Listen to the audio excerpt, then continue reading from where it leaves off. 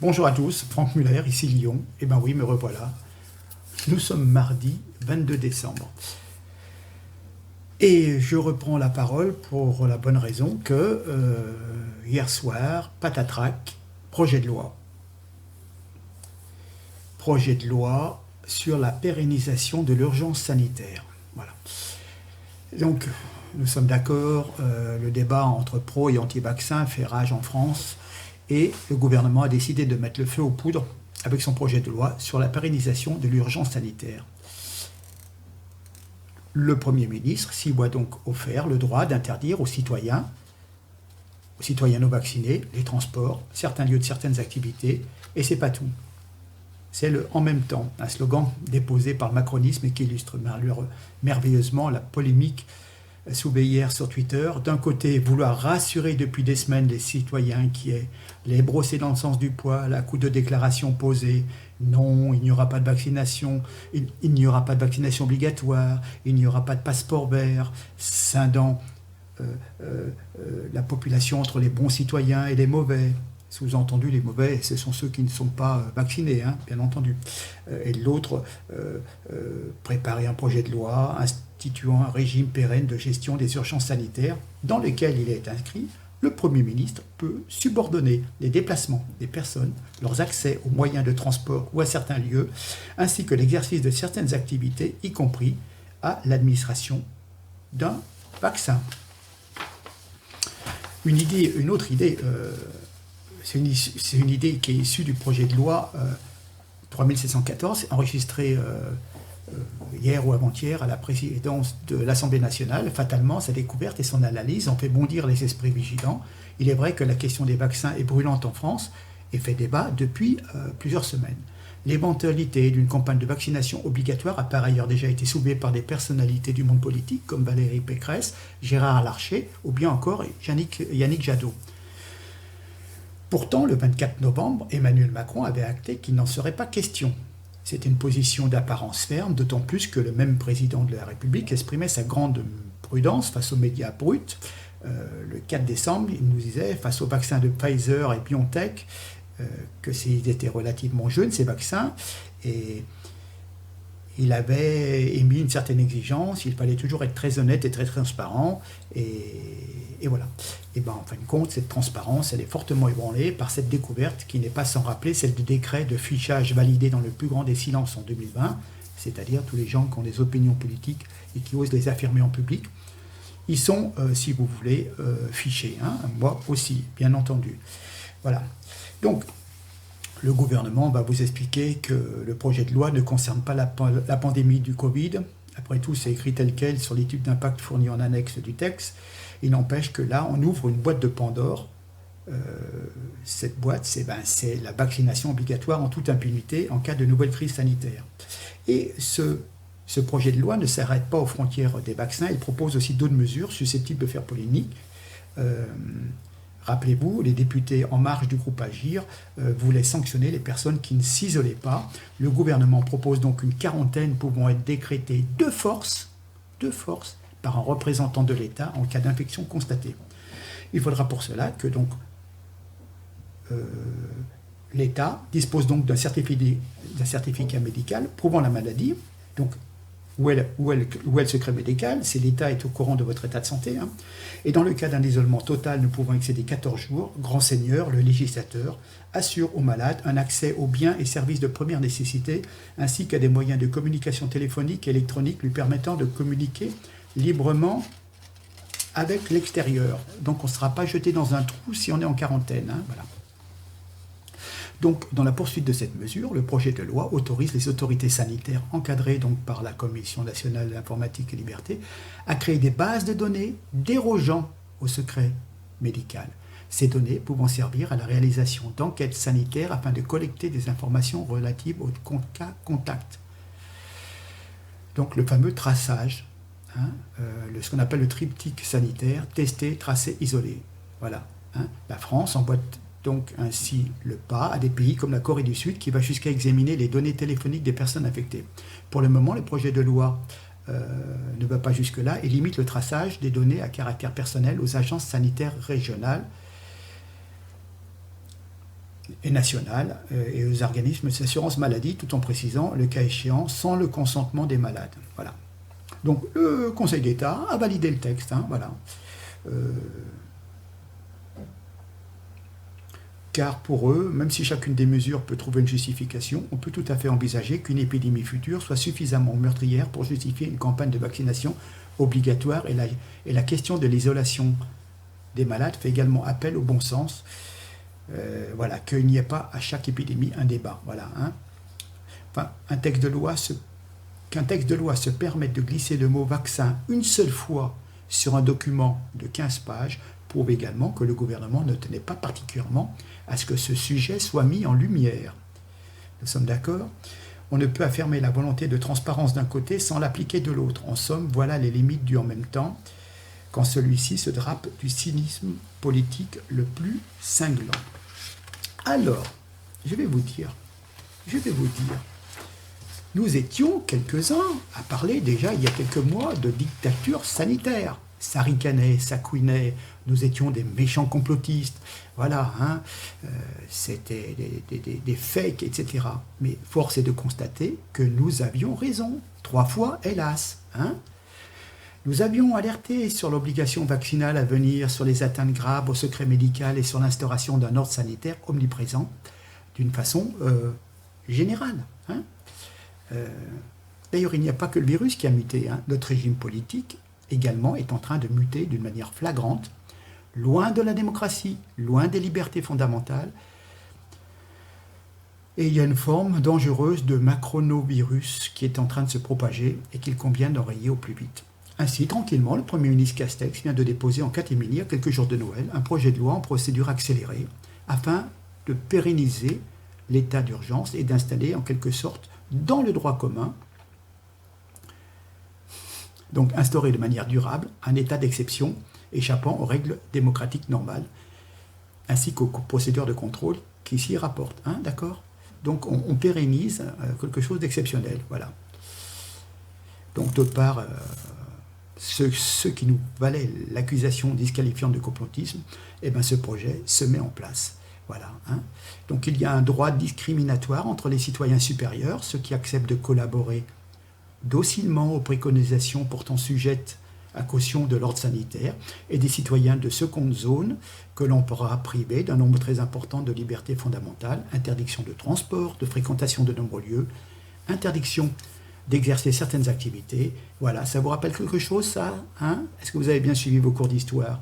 Voilà. Donc si nous sommes des anti-vax, parce que nous posons des questions sur l'innocuité, l'efficacité réelle de certains vaccins actuellement en cours, et que nous refusons de servir de laboratoire pour cette expérimentation, par la suite, nous devrons peut-être porter un signe distinctif au revers de notre vêtement, du genre une étoile jaune, pourquoi pas, ou alors une crécelle, comme dans le Moyen-Âge, les pestiférés, pour prévenir de leur passage, agitaient ce petit mécanisme. Voilà. Donc vous voyez qu'il y a une phase particulièrement odieuse de l'exercice du pouvoir macronien, si on analyse bien, et nous le disions depuis des mois. Voilà. Nous sommes clairement face à l'établissement d'une dictature sanitaire, c'est-à-dire une dictature du sanitaire, et l'objectif suprême, c'est le prétexte, en fin de compte, à un asservissement antidémocratique des populations. Voilà. Donc, vous voyez bien que le projet de loi Castex apporte la démonstration que nous avions raison, et même que nous étions en deçà même des pires prévisions. Nous n'imaginions pas que ça puisse arriver si vite et si fort. Voilà. Passeport sanitaire, citoyen de seconde zone, vaccination obligatoire, liberté sévèrement amputée, tel est le projet. Quelle sera l'étape ultérieure ? L'interdiction d'accès au restaurant pour les personnes en surpoids, l'internement d'office pour les diabétiques qui craquent pour une pâtisserie, l'interdiction aux porteurs du sida de nouer des relations sexuelles, sauf sous contrôle d'une caméra du ministère de l'Intérieur vérifiant l'usage de préservatifs, l'interdiction de procréer pour certains parents à risque, peut-être le bannissement des fumeurs au bagne de Cayenne. Voilà. Ajoutez à cela, je vous l'ai déjà dit, le fichage politique décidé par décret. Il y a actuellement des magouilles pour contourner un scrutin régional qui serait défavorable à la Macronie. Voilà. Donc il y a surtout un projet désormais avéré de recourir au vote par correspondance qui permettra toutes les tricheries, selon l'exemple édifiant donné par le scrutin présidentiel aux États-Unis. Et donc, vous obtenez ainsi, grâce aux explications de beaucoup de personnes, Florian Philippot, Nicolas Dupont-Aignan et d'autres ont fait des petites vidéos, etc., pour dénoncer cela dès hier soir. Moi-même, hier soir, alors que j'étais en train de partager la précédente vidéo de hier, d'un seul coup, je suis tombé sur ces textes de loi, et moi aussi, sur ma page Facebook, vous pouvez y aller, je vous y engage. J'ai tout de suite alerté, si vous voulez, en vous disant l'état d'urgence durera de façon indéterminée. Et je me souviens qu'il y avait une vidéo de Attali qui date de 4 ans, qui disait déjà à l'époque, vous la verrez aussi sur ma page Facebook, on ne reviendra jamais. C'est-à-dire que quand l'état d'urgence sera proclamé, il restera de cette façon. Hein, voilà. Donc, le projet, c'est en fin de compte de confisquer le pouvoir, voilà, hein, et de le garder au-delà de 2022. Voilà.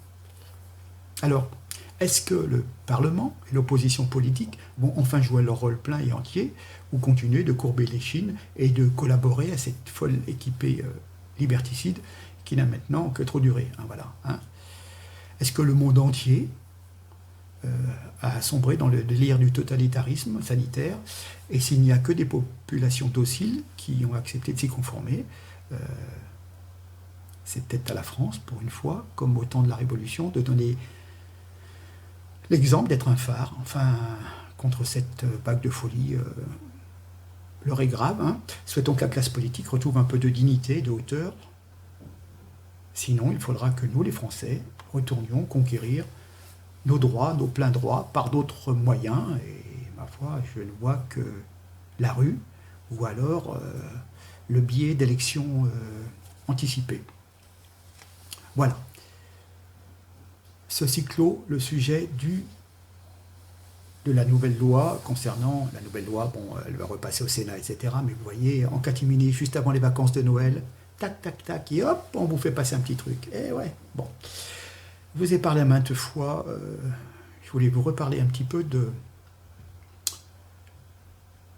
l'activité Azerbaïdjan et arménien. Voilà, il faut savoir, c'est très très important, parce que peut-être, quand vous voyez la façon dont se passent les choses à l'autre bout de l'Europe, c'est peut-être notre futur que nous voyons se dérouler sous nos yeux, sous les yeux des personnes qui nous rapportent les faits et les gestes. Je vous explique, des soldats azerbaïdjanais poignardent, mutilent et empalent, et décapitent des Arméniens. Des dizaines de photos, de vidéos circulent actuellement sur Internet montrant comment des soldats de l'armée azerbaïdjanaise, mais aussi des mercenaires islamistes envoyés par Erdogan, tuent des civils arméniens, en particulier des personnes âgées.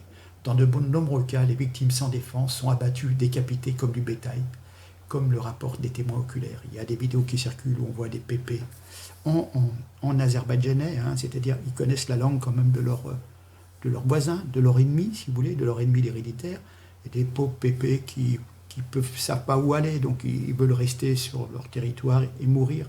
Et bien oui, le gars il est en train de les supplier dans leur langue, et il trouve le moyen de l'égorger, de le décapiter. Voilà.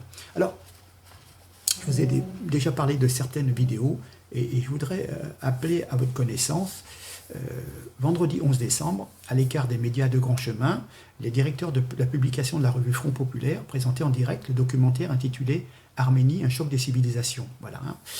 Et c'est une soirée interactive, comme ça se fait maintenant, hein, par Internet, et qui a réuni 60 000 personnes. Hein. Voilà. Hein.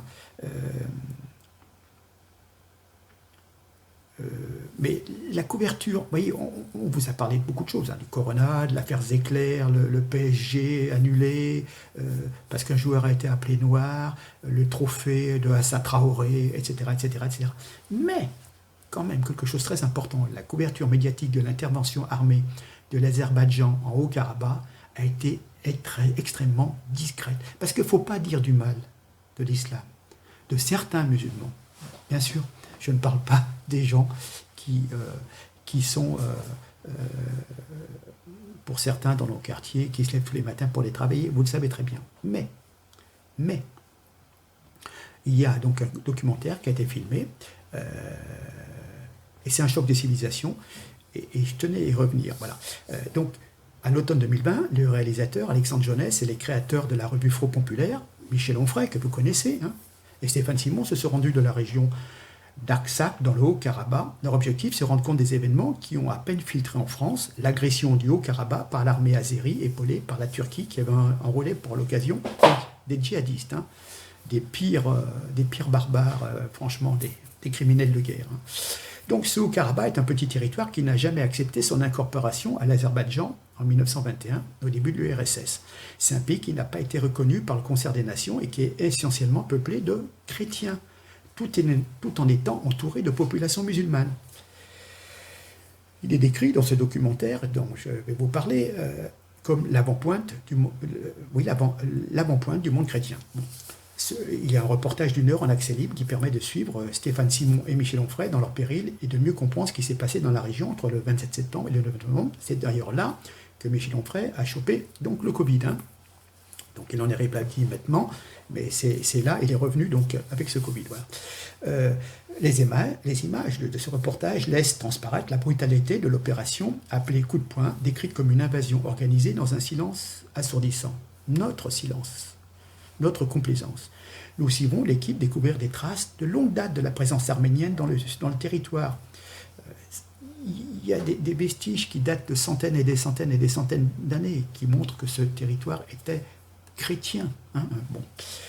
Les débris des armes utilisées, très souvent des drones, parfois équipés de produits chimiques, sont filmés comme autant de preuves d'une volonté de blesser et de tuer. Hein. Les fameux drones fournis par l'État d'Israël. Bon, je vous avais expliqué qu'eux achetaient du pétrole aux Azéris, donc quelquefois, les chrétiens, tant pis pour eux, mais nous on fait du business et Israël fait du business avec un État musulman. Voilà. Je vais faire une parenthèse, c'est tout, c'est un détail. Je vous l'explique, je vous l'ai déjà expliqué il y a peut-être 15 jours ou 3 semaines. Bon. Donc les témoignages des habitants déplacés qui préfèrent brûler leur maison plutôt que de les laisser aux futurs occupants sont bien sûr poignants. On en a vu quelques images, mais très très peu. Voilà, hein. Donc il y a eu un débat qui a été engagé sur Facebook à la suite de la projection du documentaire et Michel Onfray ne cache pas son point de vue et sa vision du conflit. Il s'agit, selon lui, de la continuité de la politique d'extermination, si vous voulez, du peuple arménien, qui a été engagée au début du XXe siècle.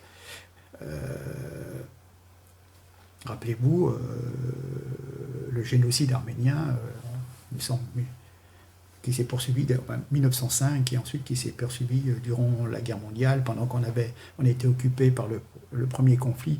Et voilà, ça a continué. Hein. Ce qui a fait qu'on a eu un exode et que nous avons maintenant, je crois, à peu près 600 000 personnes d'origine arménienne qui sont en France. Voilà. Hein. Et qui sont plutôt très, très, très bien intégrés et qui sont très bien intégrés et qui ne posent aucun problème. Comme quoi, parfois, si on sait apprécier le pays qui vous accueille, ça se passe bien. Si vous voyez à qui je veux penser. Bon. Donc, le philosophe Michel Onfray rejoint sans citer Éric Zemmour, qui rappelle très souvent à son tour le tragique de l'histoire, une dimension que nombre d'Occidentaux ont oublié, si vous voulez. C'est une question de civilisation, hein, c'est une lutte de civilisation. C'est comme ça. Hein, voilà. Le président turc mène une politique belliciste. Voilà, hein. Cela s'inscrit, selon Onfray, hein, il le dit, dans un projet de conquête islamiste mené par Erdogan. Voilà. C'est la continuité de la politique d'extermination des Arméniens. C'est comme ça. C'est un tout petit territoire qui est entouré de chaque côté et au fur et à mesure, on veut le préciser. Voilà. Et alors, ce qui est très surprenant, et c'est Stéphane Simon, le collaborateur de Michel Onfray, qui le dit, et souligne très largement au sujet de la politique expansionniste du président Erdogan, c'est que celui-ci dit ce qu'il va faire et il fait ce qu'il dit. Et tout le monde est indifférent. Évidemment, les Allemands, avec 3 ou 4 millions de Turcs sur leur territoire, ben, ils les ont comme ça, hein, bien sûr. Nous, on a quand même pas mal aussi de ressortissants turcs qui peuvent être très très belliqueux. On l'a vu ces temps-ci en région lyonnaise. Voilà. Donc, si vous voulez, la Turquie veut rentrer dans l'Europe. La Turquie fait partie, est notre allié dans l'OTAN, hein, sous l'égide, sous le parapluie des États-Unis. Mais en fin de compte, elle mène une politique antichrétienne, elle va s'occuper de la guerre en Libye, elle va s'occuper en Azerbaïdjan, et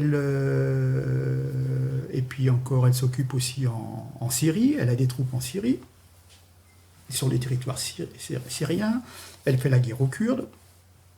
Voilà. Donc, on peut se poser des questions, c'est notre allié ou c'est quelqu'un qui fait partie du groupe, mais qui fait comme il veut.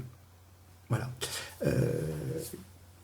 Non, c'est très, très, très, très ambigu.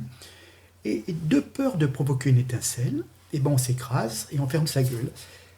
Et voilà. Et au fur et à mesure, à force de ne vouloir rien faire, vous voyez, c'est comme à l'époque d'Hitler. Et vas-y, il a pris un truc. Je sais pas, il y avait les Slovaques, il y avait ci, il y avait ça, il y avait la Pologne. Petit à petit grignotait. Et puis nous, on était là, et puis on n'osait pas. On dit, ah, mon Dieu, si jamais il y a un problème, ça va peut-être, on va peut-être déclarer la guerre. Mais en fin de compte, la guerre, on l'a eue. Vous voyez? Et si au départ, on avait mis le point sur la table? Mais non, on a laissé l'ennemi se renforcer, prendre de la puissance, occuper de plus en plus de territoires, mettre la main sur des ressources de pétrole, des ressources de minerais, etc. etc. Et voilà. Et donc ça lui a permis de fabriquer encore plus d'armement, et il était encore plus fort après pour envahir la France et une partie de l'Europe. C'est tout. Je répète, il ne voyait aucune haine contre n'importe... que ce soit contre l'épicier turc, le chauffeur marocain. Je cite, je fais un parallèle sur l'histoire, je vous montre ce qui se passe. C'est indigne ce qui se passe en Arménie, enfin dans le Haut-Karabakh, et voilà. Hein. Et il n'y a aucune solidarité occidentale. Parce que c'est le mondialisme, ils s'en foutent. Ils s'en foutent de l'identité. Et justement, les grandes multinationales veulent supprimer l'identité. Ils veulent un marché ouvert. Ils veulent vendre le même McDo à Paris qu'à Berlin, qu'à Budapest, à Cracovie et à Amsterdam. D'accord? Voilà. Ils s'en foutent que vous préférez le saucisson et que les Anglais préfèrent le bacon. On vous vend un McDo. Point. Ok? Voilà. Et c'est un petit détail culinaire, je veux dire, mais c'est pareil pour tout le reste. Uniformisation au niveau informatique, au niveau de tout. Hein. Voilà. Les réseaux sont les mêmes, les réseaux téléphoniques, etc., etc. Il faut que ça soit tout compatible pour avoir le plus grand marché, pour faire des gains d'échelle. Et le même téléphone, pratiquement, sera identique. Le même ordinateur est identique pratiquement sur tout le territoire. Hein. Voilà. C'est tout. Mon souci, c'est de partager, de faire ressentir un petit peu ma vue, ma perception, mais en fin de compte, on s'aperçoit. Vous voyez avec le vaccin. Si on vous avait dit il y a 1 an que avant Noël, on ferait passer une loi en catimini, disant que bientôt il y aurait une vaccination obligatoire, mais qui n'est pas obligatoire, mais que si vous ne l'avez pas, il faudra prouver par un test. Mais quelle est la validité d'un test? Vous faites un test il y a une semaine, mais il se peut qu'aujourd'hui, vous soyez de nouveau contaminé. Donc, c'est complètement bidon. Ou alors, il faut être vacciné. Oui. Et sinon, alors comme ça, vous pourrez prendre l'avion, vous pourrez prendre le train, vous pourrez aller au concert. Mais à un moment, vous aurez un passeport numérique avec votre téléphone, peut-être avec la fameuse puce dans la main, où il y aura un code barre qui dira, là, voilà, vous avez reçu tel jour, tel mois, vous avez été vacciné pour le Covid. Et du coup, vous avez tout sur la puce, sur le code barre. Hein. Il y a votre nom, il y a votre état civil, il y a tout. Parce qu'il faut prouver que c'est vous et que vous avez été vacciné. D'accord? Donc, on saura, si vous êtes allé à un match de boxe, un combat de boxe, un match de foot, etc., etc., etc. À tel endroit, vous étiez là-bas. À 20h le soir, vous étiez chez vous. Ah, mais tiens, il y avait couvre-feu, et à 20h30, vous n'étiez pas encore chez vous. Ah, vous voyez, j'extrapole un tout petit peu, mais on n'en est pas loin. Voilà. Je répète, c'est la grenouille dans une casserole. Si on la plonge brutalement dans de l'eau bouillante, elle va s'échapper. Si on la met dans une eau tiède et que petit à petit on augmente le feu sous la casserole, le thermostat du gaz, de la gazinière, l'eau devient de plus en plus chaude. Et puis au départ, c'est un petit peu agréable. Et voilà. Et vous avez un engourdissement. Et après, c'est trop tard. Vous êtes pratiquement ébouillanté. Et là, vous êtes complètement engourdi. Et petit à petit, on grignote vos libertés sous un prétexte sanitaire qui ne représente même pas 1%. Je ne sais même pas s'il y a 1,5% de morts. C'est 0,05% et encore même pas. Vous voyez ce que je veux dire? Voilà. Par contre, vous ne comptez pas tous les gens qui ne peuvent pas suivre leur traitement pour le cancer et on rajoute des milliers de morts. On augmente le nombre de morts par justement ce confinement et puis des morts financières, des morts de personnes qui ont des commerces, qui ont des établissements qui ne pourront jamais se relever. C'est pas parce qu'on vous a donné 1 500 € ou même 3 000 €. Et le bien, votre bail, votre fonds de commerce, vous voyez ce que je veux dire, qui vaut 200 000, 300 000 €, quelque chose que vous avez, pendant 20 ans, vous avez travaillé pour monter ce restaurant, ce bar, etc., pour lui donner une certaine surface financière, un certain chiffre d'affaires. Et vous pensiez peut-être que dans 1 an ou 2, vous alliez pouvoir le revendre et récupérer ce capital qui est le fruit de votre travail. Pendant des années, vous vous êtes servi un salaire minimum. Et oui, au début, quand on est patron, on ne se sert pas des salaires à 3 000 €. Au contraire, à peine, on se sert un SMIC pour avoir le moins de charges possible. Et on travaille 60 heures, 70 heures par semaine. Et petit à petit, on arrive à émerger, à payer toutes ses dettes, à rembourser son prêt. Et au fur et à mesure, et c'est justement à ce moment-là qu'on souhaite capitaliser tout le fruit de son travail durant des années de labeur et pouvoir afficher un petit peu pactole pour sa retraite, puisqu'on sait qu'elle ne sera pas forte. Eh bien non, là maintenant tout s'effondre et du coup ça va être le suicide pour beaucoup. Vous verrez. Sur ce, écoutez, je vous remercie. Je vais publier le temps de faire le montage.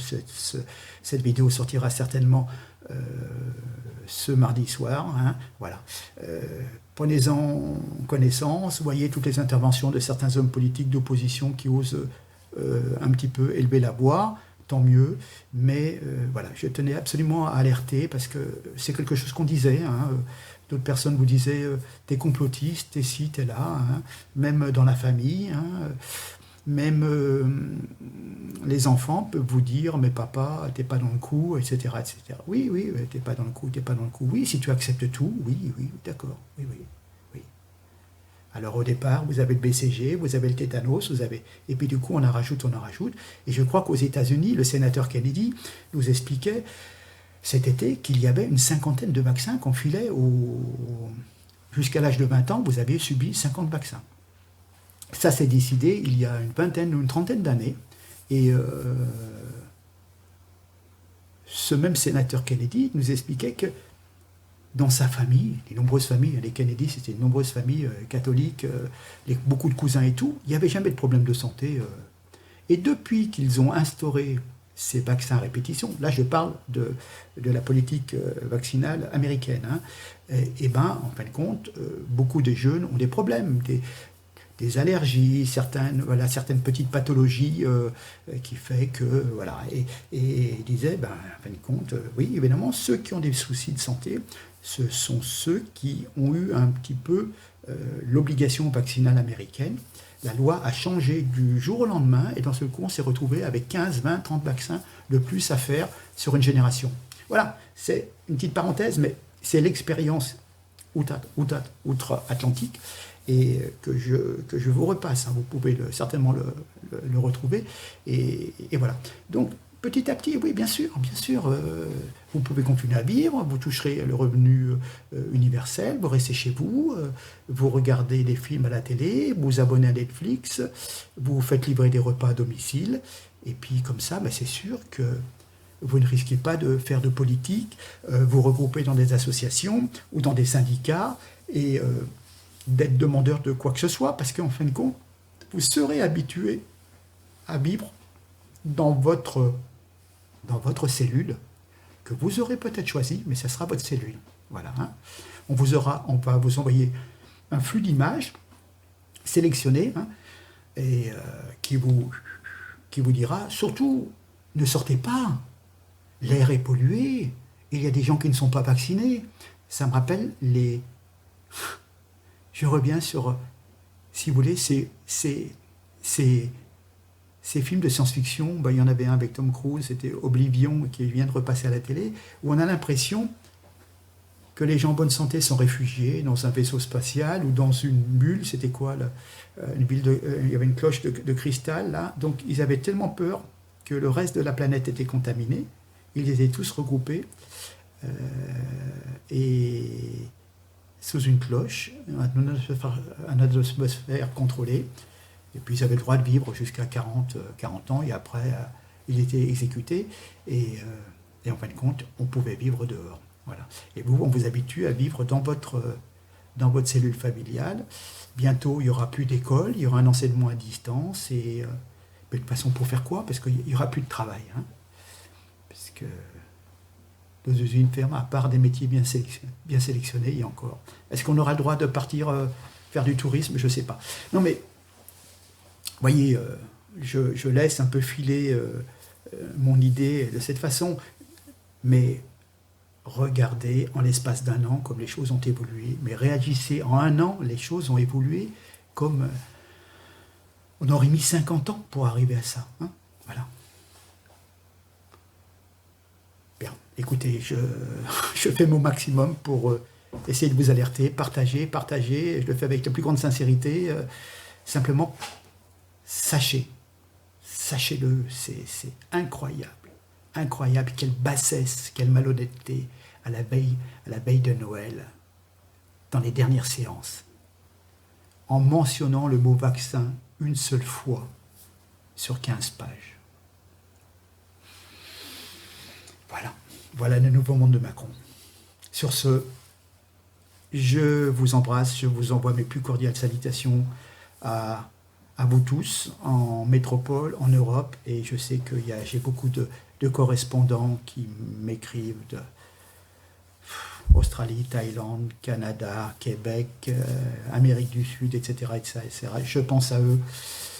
Chaque fois que je regarde les commentaires, je sais que dans le lot, il y a des gens qui sont expatriés à l'autre bout du monde. Voilà. Sur ce, je ne sais pas si j'aurai l'occasion, mais sinon... passez un bon Noël, mais je pense que j'arriverai encore à faire une vidéo avant. Encore merci. Au revoir.